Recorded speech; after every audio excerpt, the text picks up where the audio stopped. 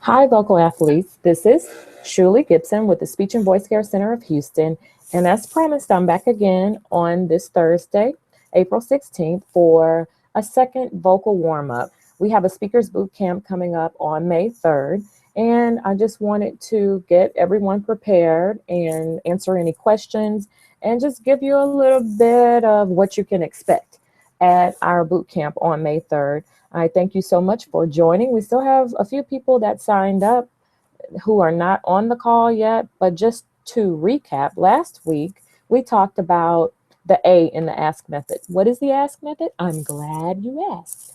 The ask method is a technique that I use to help speakers to really prepare for any speaking engagement. The A is for attitude, the S is for skills, and the K is for knowledge. Last week, we talked about attitude, which is so important. It's influenced by your culture, your experiences, and just really your inner conversations with yourself. And it really can hinder you if you don't have your attitude in the right place when it comes to speaking. So if you have fear of speaking or stage fright and you constantly are avoiding speaking situations, then how can you grow? How can you blossom in your career? How do people know that you are skilled? How do people know that you are an expert in your field if you don't speak out about it? And it's not just about public speaking, but it's in networking situations. Every day we network, whether it's at the lunch counter, whether it's at a coffee shop, whether you're picking up your children from school, in the office interactions, you're always networking. And so you let people know that you are an expert or you know your craft just by being able to explain yourself and express your ideas in a way that people can relate to, and you just are able to get your point across. So attitude is very, very important. We got into how to overcome those fears, a few tips on just overcoming stage fright, whether it's being prepared, wearing something that makes you feel comfortable, and arriving early, getting the lay of the land so that way you can make any necessary adjustments and just prepare. You can do certain things like breathing to calm you and ground you to get you ready for speaking and to be able to rock it in any speaking situation. And many people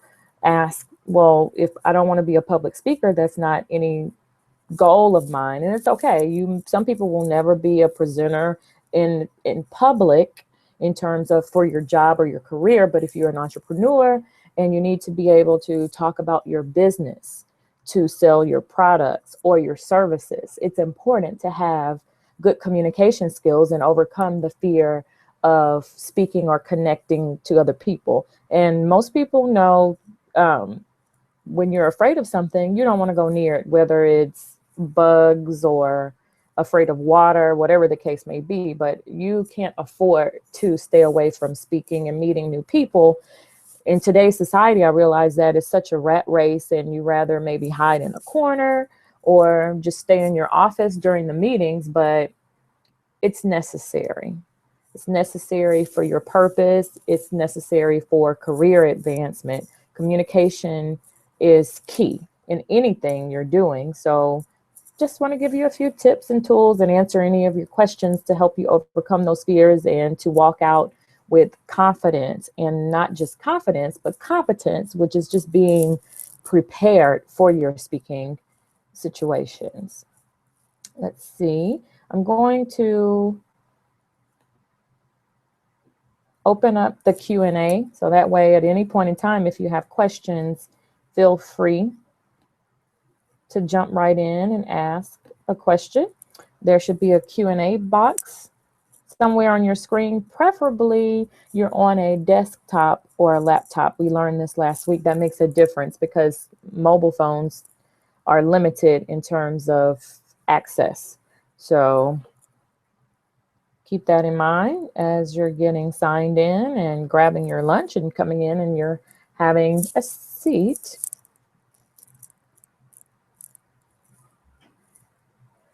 One of the questions from last week, just to review, was how do I overcome my nerves, or do I get nervous basically, and what do I do? And my response to that was everybody has some level of fear or nerves when it comes to speaking, because if you want to do a good job and you really want to be perceived well and get your point across, it's okay to feel a little nervous jitters. One of the things that I do, of course, I calm myself, I do tongue twisters, I do things to warm up. I have a regimen anyway, because as a vocal athlete, you should have some type of regimen to warm up your voice and to prepare for speaking situations. I do breathing, whether it's deep breathing to make sure everything is on track, I'm focused, and I have to remind myself, this is the key, it's not about me. Just like when you're speaking and you're presenting or you're doing a service for someone, it's not about you. It's about what you have to offer to whoever you're serving to help them to get to their next level, to give them access to the skills or the knowledge or the attitude they need to succeed. So it's not about me. So I remind myself of that. So whatever is going on with me, it's not important. When I turn this camera on, it's about addressing your needs. It's about answering your questions. So it's not about me. Breathing, doing my warm-ups and focus exercises. And I also like to listen to music. So once I'm calm and I'm focused, for any more nervous jitters or energy, I just, for whatever reason, I like to dance. Like before this, I was listening to Lettucey's Bravo. And you might have your own type of music or sound that you want to listen to, but usually I listen to something with a little energy and a little groove to it. So anyway, while I'm still waiting on people to get on the call, that's the recap from last week. Thank you for tuning in. As I learned before, just because I don't see you doesn't mean that you're not tuned in, because again, we're working out the challenges with using this tool through Google Hangout. And if you're signing in from your phone, you might not be able to, I might not see you on the camera. So let's see. Now there are some people still signing in. I'm checking in. Last time I had messages on the regular Hangout page. And again, last week we talked about A in attitude. And so today we talk about the second part, the S for skills.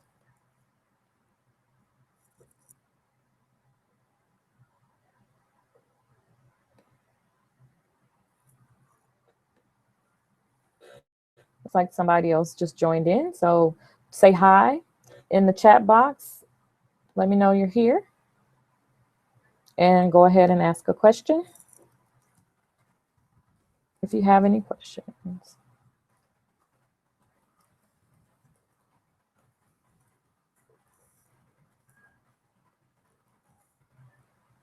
Okay, so again, today we're talking about S for skill. So your skill is really your ability to learn and to execute in a technical way to get your point across. So the mastery of your breathing, the mastery of your diction, the mastery of your voice tools. Many people think about the content, and that's fine and dandy. A lot of talks focus on your content, your presentation, and captivating your audience. And it's easy to say that in terms of saying the right words. But when I talk about skill, I talk about mastering, again, those technical aspects of communication. So being able to adjust your voice, being able to adjust your volume, being able to just speak with clarity, speak with poise. That all falls into the skills category. And again, I'm still waiting on a few people.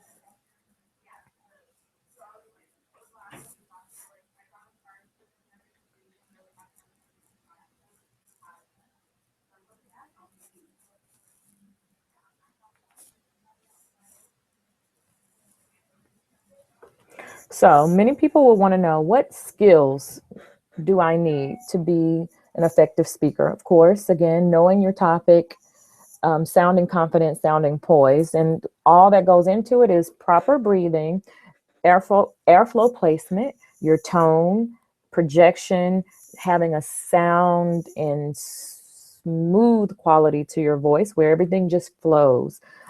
Rate management. So sometimes when we get nervous, we speak too quickly, or we speak in a monotone because you're just trying to calm yourself. And so if you're speaking in a monotone voice, then you could actually lose your audience. So how to play around with your voice so that you don't sound nervous even when you're nervous. That all goes into the skill. So if you're wondering what it takes, that's what it takes.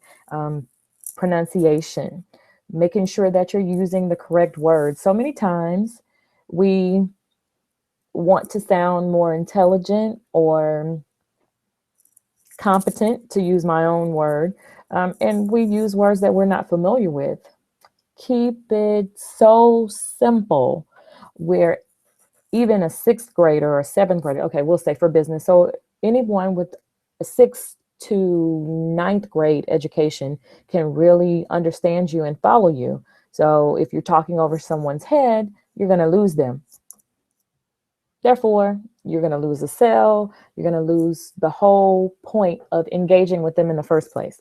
So precise articulation and diction are important. Using words that you're familiar with. Now, if you want to boost your vocabulary, that's something that you can do on your own time. You can subscribe to dictionary.com and get the word of the day. It's a great way to boost your vocabulary. So let's go ahead and get into the breathing technique. Many people ask, well, how do you breathe correctly? Well, we'll talk about that today. So the first thing, in body awareness, you have to understand that your posture is important in your breathing as well. So in order to stand strong, to stand firm, and to stand confident, you need to be able to breathe effectively. So right now, I want you to take a deep breath and release it again. Breathe in and out. Okay, so I want you to take note of a couple of things. Did you breathe in through your nose, or did you breathe in through your mouth? All of those things are very important, because if you have problems with dry mouth when you're speaking, it could be because you're breathing through your mouth. And so when you breathe in through your mouth, you don't get the whole, your nose serves as a humidifier, and it kind of warms the air and moisturizes the air, and it gets it ready to pass through so you can breathe. I won't get into the technical side of it, but if you're breathing through your mouth, you're getting all of the dry air in, the dust particles. And so if you're wondering why you have a dry mouth, it could be because you're breathing through your nose. So it's as simple as that. Okay. And so when you breathe in, hopefully you are breathing in through your nose, but if not, no, breathing in through your nose is the best way. And now breathe in again and out. So notice, did your shoulders rise, or did your chest get tight, or did your abdomen move? Okay. So if you notice that there was a lot of movement in your shoulders, that's because you have a style of breathing that's called shallow breathing. The medical term for it is clavicular, which means you're breathing up high. So you have a certain amount of lung capacity to use for speaking anyway. So if you want to be a strong speaker, you need to have all of the use of your lung support. So if you're breathing like this with your shoulders high, you're not getting in the air you need to have a strong and powerful voice. And neither will you have the control so that your voice sounds confident. Because if everything is high and everything is tight, and you start high, you're probably going to end high, and then your rate gets out of control. So if you're wondering what breathing actually has to do with speaking, it's all about the control. And the posture is important as well. So if you're slouching, it also affects your breathing. So if you're sitting on a call at work and because maybe you're bored and you're doing something else, well, just know that you're blocking your airway and your air can't flow. And then your voice will reflect that. So in order to have a strong, smooth voice, you need to have good posture, and you need to make sure you're breathing properly. And so Diaphragmatic breathing is the technical term for belly breathing, or what most speakers know when they say, use your diaphragm, sing from your diaphragm. Well, how do you do that? Well, let's think about your stomach movements. When you breathe in through your nose, actually your stomach should expand. And when you breathe out, your stomach gets smaller. So that's the whole motion. You're breathing in and you're breathing out. So when you're breathing in, you're taking in the air and you're expanding your lungs so that you have the power you need to speak. Okay, so that's diaphragmatic breathing. Not enough time to really get into the whole technical aspect of it, so that because I want to go through some of the different components under skill. So breathing is key. We spend a lot of time on posture and breathing in the first session because that's your strong foundation. So once you have that, you can control your nerves and your flow. The next aspect is tension. You want the air and you want your speech to flow freely. So if you are a vocal athlete, we know that before any game, sports players warm up. So you need to have some type of regimen where you're warming up your voice and you're getting ready to speak. One of the things that I can show you quickly today is considered a lip trill or lip bubbles, and it just helps to relax your face because you have to be able to open up your mouth, feel relaxed, and enunciate. So I want you to, again, inhale because your breathing is important. Inhale and exhale and blow through your mouth. So that's a technique where you can relieve any tension, get ready to open up your mouth and speak. And when you're talking, open mouth posture is important because if you're talking through your teeth like this, it's hard for people to actually understand you. And if you're nervous and your muscles get tight and tense, then that gets even tighter. And so if you've ever had a conversation with someone who talks through their teeth, then you know what I mean. So it's important to have an open mouth posture. So you've checked your neck, your shoulders, your breathing, and you're making sure that your mouth is moving freely so that you can articulate properly.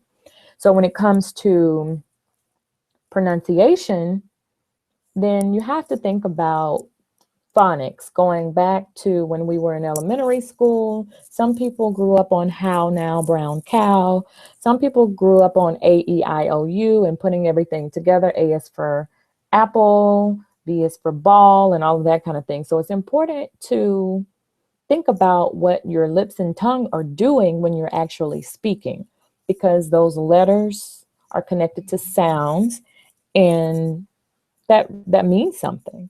So if people think that you're mumbling, that could be because you're not really using your tongue like you need to. And so I'm just giving you examples. So if it's a word, so if you're saying rubber baby bubby, tongue twister, if you're saying rubber baby buggy bumpers, rubber baby buggy bumpers. So if you're thinking about all of the sounds, if you're not moving correctly, you're going to stumble over your words. That's why I love to do the tongue twisters. Even I do it. But they serve to keep you focused in thinking about the mouth movements you're making. So again, it's important to articulate. So I want you to repeat after me. So our tongue twister for today, I'm putting it in the chat.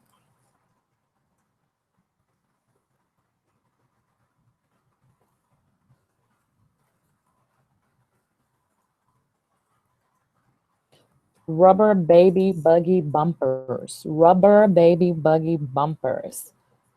And so when you think about it, you have a rubber, you have an R, you have a B, and then you have another two B's in baby. You have the Y, and you have another B, and then you have the G. And notice I'm pulling out the consonants because those are your anchor sounds. So rubber baby buggy bumpers. So one of the things you can do immediately to sound clear and strong and confident is make sure that you are making the necessary movements with your sounds in terms of the vowels. You're saying them the way we've learned to say them, because that's the difference in when you're talking even about an accent. It's the difference, it's the accent on the vowels and how you use your vowels and the inflection and tone in your voice. So if you're saying rubber baby buggy bumpers. It's important to put the R on at the end and the Y at the end of baby, and then even buggy, the Y again, and then the S, rubber baby buggy bumpers. So an immediate thing you can do is add your endings to your words. It makes a difference, especially those ing endings and even with the days of the week. So let's practice. Rubber baby buggy bumpers. Rubber baby buggy bumpers. Rubber baby buggy bumpers. Rubber baby buggy bumpers. And so once you really think about the sounds and make the connections, it's easier to go faster, even though it's not about the speed, but you want to get those sounds in and maintain a good tone of voice and a good rate of voice as well. And another thing you can do is practice your days of the week, because many times we do things like chop off the Y's on words. So if it's Monday, then say Monday. In the South, a lot of times we have a tendency to say Monday, Tuesday, Wednesday, Thursday, Friday, Saturday, or some people even take the T out and say Saturday, but it's Monday, Tuesday, Wednesday, Thursday, Friday, Saturday, Sunday. So if you notice, my mouth was moving.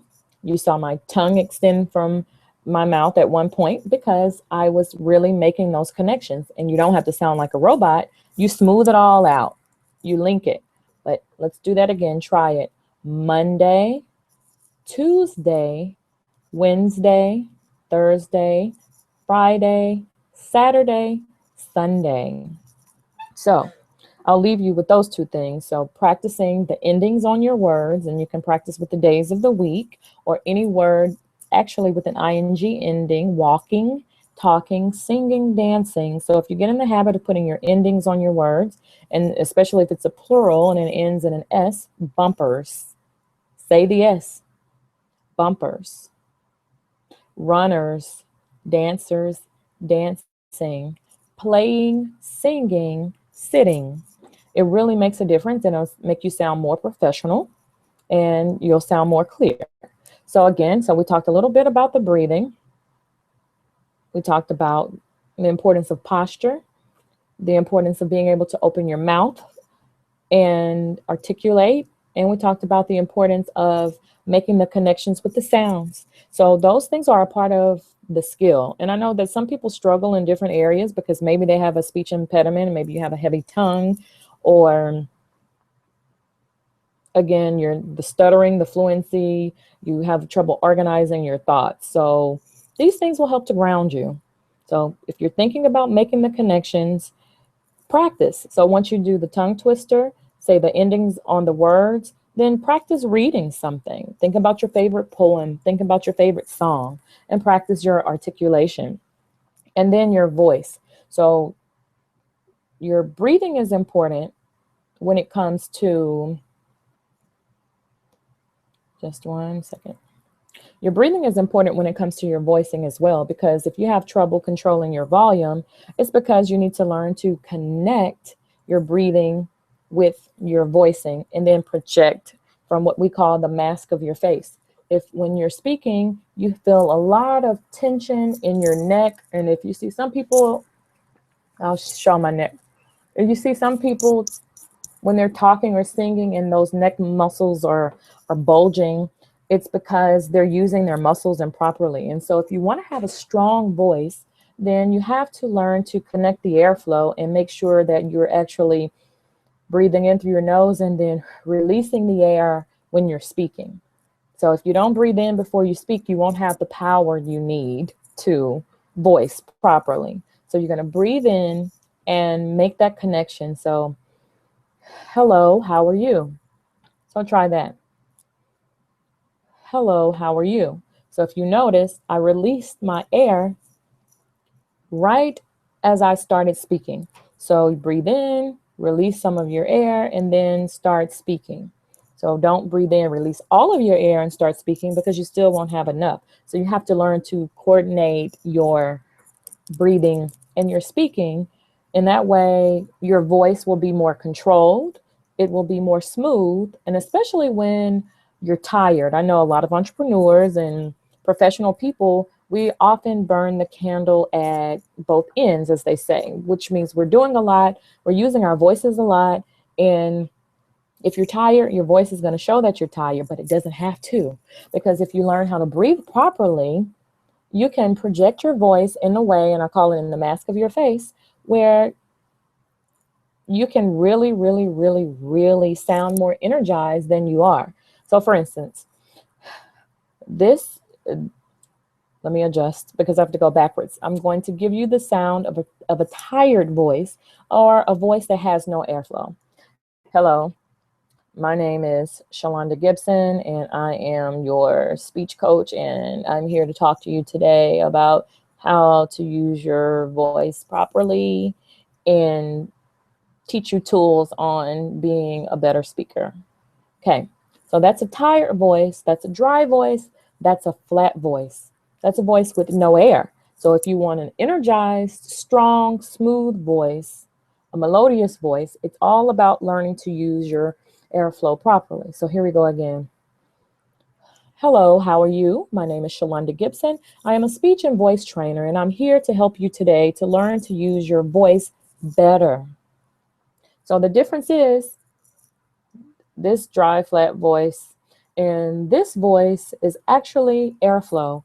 And again, that's one of the things that you will learn. So skills, it's about your posture, your breathing, being free to use your voice properly. It's about your diction, it's about your tone, it's about your voice, it's about your volume. And so when you have those skills in place, it's easy to just move on to the aspects of your presentations, because you can have the best presentation in the world, but if your voice is not interesting to listen to and your tone of speech is just so flat, or your rate is too fast and nobody understands you, or is so slow that you lose everyone, then it, it affects your presentation. So you cannot neglect the fact or the importance of having the technical skills in your presentation. So that concludes the skill portion today. I just wanted to give you a few nuggets and some things that you can practice, actually. So we talked about attitude, we talked about skill,